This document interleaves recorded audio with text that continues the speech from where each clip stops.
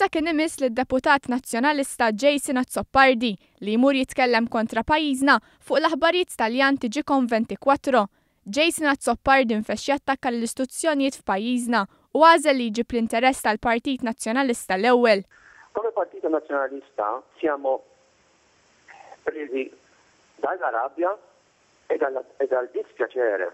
Azzopardi dam aktar minn 2 minuti jitkellem kontra pajjiżna fejn sejjaħ is-sitwazzjoni f'pajjiżna bħala skandaluża.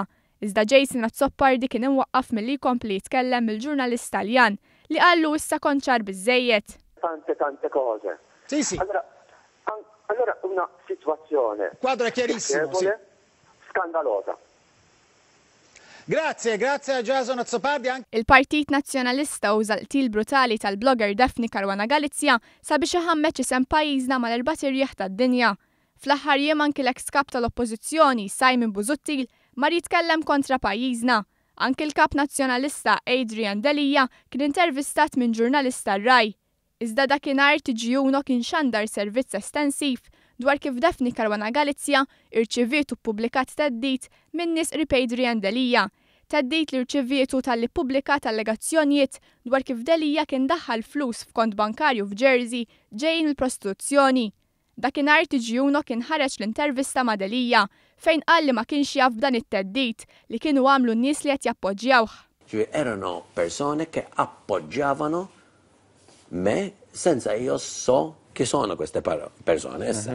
Inifdulek l-istallet fil-ħemda tal-lejl. Che significa questo? Uno ti accoltella nel silenzio della notte. Intant fuq is-sit soċjali Facebook, id-deputat Jason Azzopardi kritika lin-nies u l-ftit deputati viċin Adrian Delija li attendew għad-dimostrazzjoni tal-ħadd. B'referenza ċara għal kap Adrian Delija, Azzopardi qal li kien hemm min ċabċab walli fis-sajf fil-perjodu li l-Partit Nazzjonalista kien għaddej bil-kampanja sabiex jinħatar kap, ħeġġeġ instiga rewaħ u xewwex kontra Daphne Caruana Galizia u skont Azzopardi weħlu fiha li l-Partit Nazzjonalista tilef l-elezzjoni. Azzopardi temm billi qal min qatilha jaf sew ix-xenarju politiku.